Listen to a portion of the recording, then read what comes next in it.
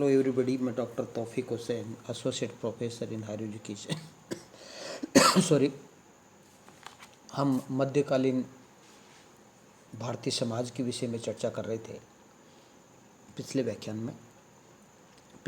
में हमने देखा कि मध्यकालीन भारतीय समाज को मोटे रूप तौर पर ब्रॉडली दो वर्गों में विभाजित किया जाता है, उच्च वर्ग और निम्न वर्ग। जहाँ तक उच्च वर्ग की बात है तो उच्च वर्ग में हमने चर्चा की थी कि उलेमा वर्ग और जो कुलीन वर्ग है वो आते थे, और निम्न वर्ग है उसमें दास और कृषक वर्ग आते थे। उलेमा और कुलीन वर्ग की मध्यकाल में क्या स्थिति थी उसका विवेचन हमने पिछले व्याख्यान में किया था, जो कि उपभोक्ता वर्ग थे जिनका उत्पादन से कोई लेना देना नहीं था, ये उपभोग करते थे, जबकि उत्पादन जो करता जो वर्ग था वो कृषक वर्ग और दास वर्ग था। इसकी मध्यकाल में क्या स्थिति थी इसके बारे में हम आज चर्चा करेंगे। जैसा कि आप जानते हैं कि जो दास प्रथा है वो प्राचीन काल से भारत में विद्यमान थी। कौटिल्य के अर्थशास्त्र की हम बात करते हैं या स्मृति ग्रंथों की बात करते हैं, वहाँ दास प्रथा थी।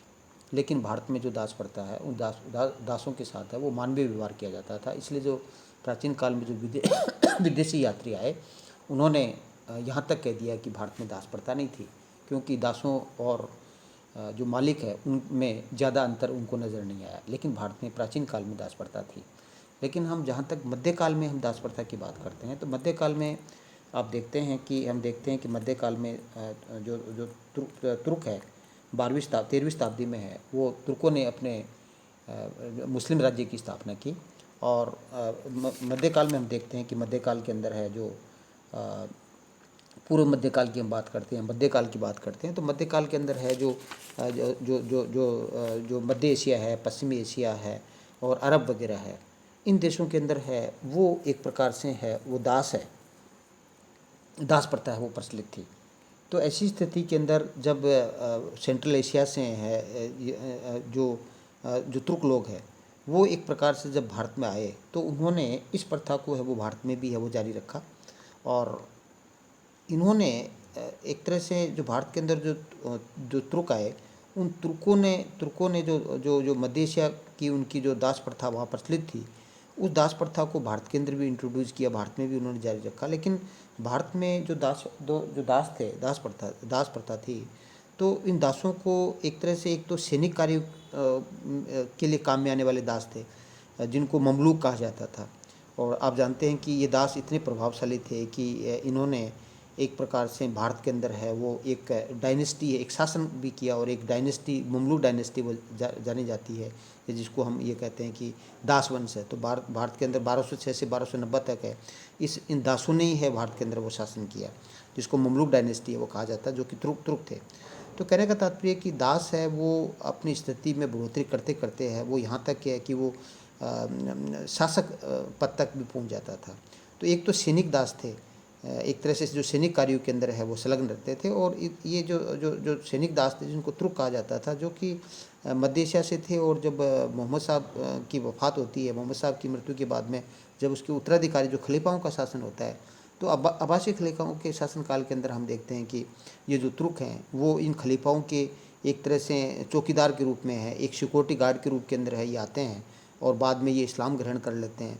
और धीरे धीरे है और जो खलीफाओं की जो ऐशो आराम के जो जीवन है उसके कारण से उनका लाभ ये जो तुर्क है, जो तुर्कदास जिसको ममलूक कहा जाता है, ये उठाते हैं और एक प्रकार से ये शासन सत्ता वो हथिया लेते हैं।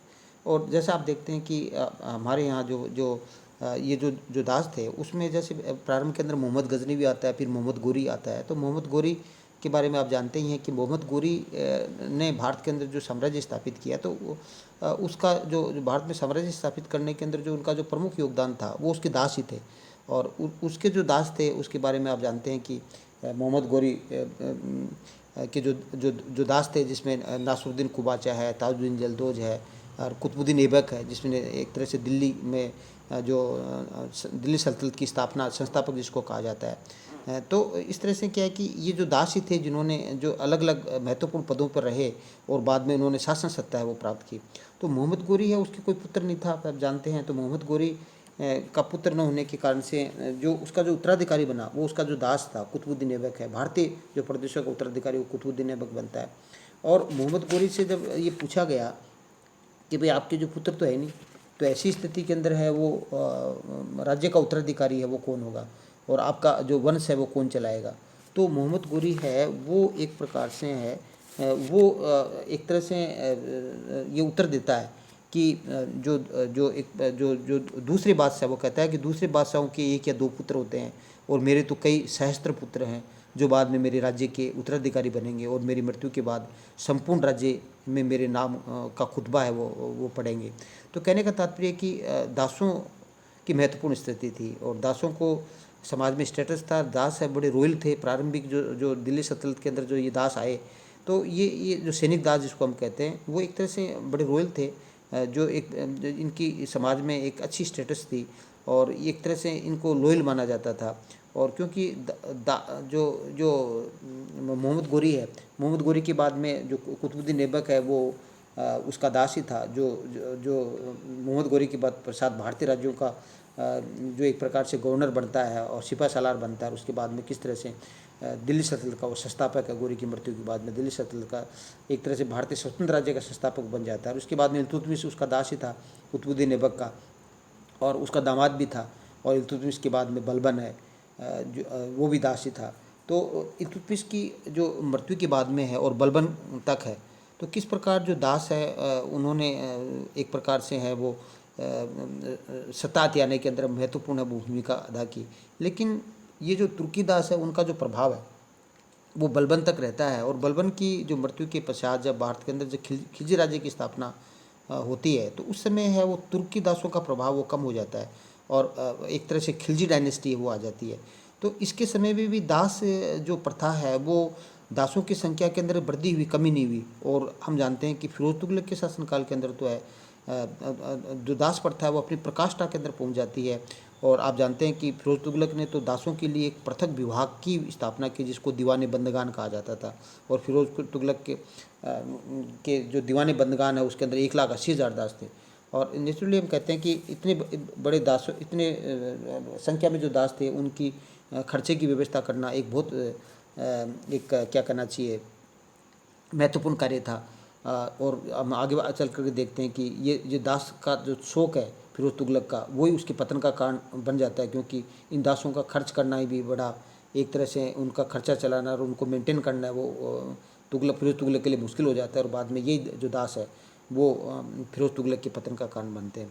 तो कहने का तात्पर्य कि जब हम एक दासों का जो एक प्रकार है जिसको सैनिक दास कहा जाता है, जिसको मिलिट्री स्लेव कहा जाता है, तो जो मिलिट्री स्लेव है उन्होंने प्रारंभ में एक तरह से है वो उनका महत्वपूर्ण रोल था। और भारत के अंदर उन्होंने मध्यकाल प्रारंभिक जो आपके 13वीं शताब्दी के बाद से लेकर के जो 14वीं शताब्दी तक है, वो एक प्रकार से इन्होंने भारत के अंदर वो तुर्की साम्राज्य की स्थापना में इन दासों का महत्वपूर्ण योग था।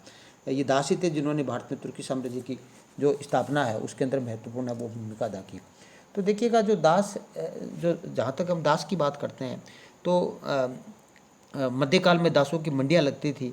और एक तरह से वैसे तो एक अमानवीय प्रथा थी, लेकिन कुरान में के अनुसार इनके साथ है वो मानवीय व्यवहार करने का है वो उल्लेख मिलता है कि इनके साथ मानवीय व्यवहार करना चाहिए और इनकी मजबूरी का लाभ उठा करके इनको दास नहीं बनाना चाहिए। और दास मुक्ति को एक महत्वपूर्ण जो कार्य है वो भी माना जाता था। तो मोहम्मद साहब है वो भी एक तरह से दासों के साथ है वो अच्छा व्यवहार करने का निर्देश देते हैं। हालांकि मध्यकाल के अंदर जो दास है वो के 4 प्रकार थे। एक तो किसी ने खरीद लिया तो खरीदा हुआ दास है, जैसे जो अलाउद्दीन खिलजी उसने मलिक काफूर को खरीदा था जिसको 1000 दिनारी कहा जाता था, तो खरीदा हुआ दास था। दान या उपहार के अंदर भी दास दिए जाते थे। और युद्ध में किसी राज्य को विजय करने के पश्चात जो युद्धबंदी है वो भी दास होता था। और कई बार कोई व्यक्ति है वो अपने आप को बेच देता था, आत्म विक्रेता था। तो इस प्रकार 4 प्रकार के दास है वो भारत के अंदर है वो मध्यकाल के अंदर है वो प्रचलित थे। और एक प्रकार से ये जो दास है वो एक प्रकार जो अमीर वर्ग है वो एक प्रकार से जो दास रखना है वो एक प्रकार से उनके स्टेटस सिंबल माना जाता था। और ये जो दास है वो प्रारंभ के अंदर है वो इनके एक तरह से इनका जो महत्वपूर्ण रोल होता था। और एक तरह से राज्य की पद प्रतिष्ठा प्राप्त भी कर करके उच्च पदों के ये पहुंच जाते थे, जिसके बारे में के अंदर मैंने आपको बताया कि एक तरह से जो मोहम्मद गोरी के जो दास हैं जिसकी जल्दोज की, कुबाचा की और कुतुबुद्दीन ऐबक की हमने बात की। इसी तरह से कुछ दास है जिसमें हम नासिरुद्दीन खुसरो की बात करते हैं, मलिक काफूर की मैंने आपको बात की, खाने जहाँ मकबूल है। तो ये महत्वपूर्ण पद है पर भी पहुँच जाते थे। इसका मतलब दास है वो महत्वपूर्ण पदों पर मध्यकाल में पहुँच सकते थे। और दासों का एक तरह से पशुओं की तरह व्यापार किया जाता था और इनकी मंडी लगती थी। फिरोज जो अलाउद्दीन खिलजी की बाजार नियंत्रण में हम पढ़ते हैं कि दासों की मंडियां हैं और उनकी दासों की आयु है या दासों की जो एक प्रकार से शारीरिक शोषस्व है उसके आधार पर उसकी कीमत निर्धारित होती थी। और इन जो मालिक दास को ले जाता था वो उनको एक तरह पुत्रवत व्यवहार करता था और उसके व्यक्तित्व विकास के लिए वो अपना पूरा योगदान देता था, उसके खर्चे के लिए, और सब उसी का उत्तरदायी होता था। तो इसमें क्या है कि ये जो मध्यकाल के अंदर जो तुर्किस्तान के जो भारत के अंदर है वो जो आपको एक प्रकार से तुर्किस्तान है, तुर्की है, आसाम है, और जो एक प्रकार से हम कहें कि जो मध्य एशिया है, फारस है, अबिसिनिया है, मलाया है, आदि से दासों का आयात किया जाता था। आसाम के दास है वो शारीरिक शोषित्व के लिए वो प्रसिद्ध माने जाते थे। तो कहने का तात्पर्य कि दासों से हर प्रकार का कार्य करवाया जाता था। दासों को शाही हरम के अंदर है वो सुरक्षा के लिए, जैसे मैंने आपको बताया, वो भी नियुक्त किया जाता था। और दासों के साथ साथ दासियों का भी व्यापार होता था। तो दासियां हैं वो जो जो जो एक तो गृह कार्य के लिए है वो दासियां रखी जाती थी और मनोरंजन के लिए भी है वो दासियां हैं, उनको रखा जाता था। तो कहने का तात्पर्य ये कि जो जो जो जो एक प्रकार से जो जो जो जो दास होते थे वो एक तरह से उनको दासों की मुक्ति, जब दासों को दासत्व से जो मुक्ति करना है वो एक तरह से इस्लाम के अंदर बहुत अच्छा माना जाता था कि उनको मुक्ति, तो उस मुक्ति के कई तरीके थे। जैसे यदि कोई दासी है वो अपने स्वामी के बच्चे की माँ बन जाती थी तो उसको और उसके बच्चे को है वो दासता से मुक्त कर दिया जाता था। और यदि एक तरह से कोई दास ने कोई अपना विशिष्ट कार्य किया है और शासक की सहानुभूति प्राप्त कर ली है तो उसको दासता से मुक्त कर दिया जाता है। जैसे इल्तुतमिश ने खुसरो के विरुद्ध युद्ध करते हुए जो सफलता प्राप्त की थी, इसके कारण से इल्तुतमिश ने कुतुबुद्दीन ऐबक ने इल्तुतमिश को दासता से मुक्त कर दिया था और अपनी लड़की का विवाह है वो इल्तुतमिश ने कर दिया था, अपना दामाद बना दिया था। तो इस तरह से विशिष्ट कार्य करने पर वह दासता से उसको मुक्त कर दिया जाता था। तो देखिएगा जो जो जो जो दास के अंदर जो रॉयल जो दास भी होते थे, रॉयल स्लेव भी होते थे, जिसको शाही बंदेगान भी कहा जाता था। तो रॉयल जो दास होते थे, जो शासकों जो राज दरबार में रहते थे, उनका समाज के अंदर महत्वपूर्ण स्थान था। और इनको इनको एक तरह से दासों को विभिन्न प्रकार की शिक्षाएं दी जाती थी, विभिन्न प्रकार के जैसे उनकी योग्यता होती थी उनके अनुसार उनको विभिन्न प्रकार के जो व्यवसाय करने विषय प्रकार के जो प्रशिक्षण है उनको दिया जाता था। और फिरोज तुगलक के शासनकाल में तो यहाँ तक कहा जाता है कि फिरोज तुगलक के शासनकाल में कोई भी दास ऐसा नहीं था जिसको विभिन्न कार्यों के अंदर नहीं लगाया गया हो। तो विभिन्न प्रकार के कार्य वो करते थे।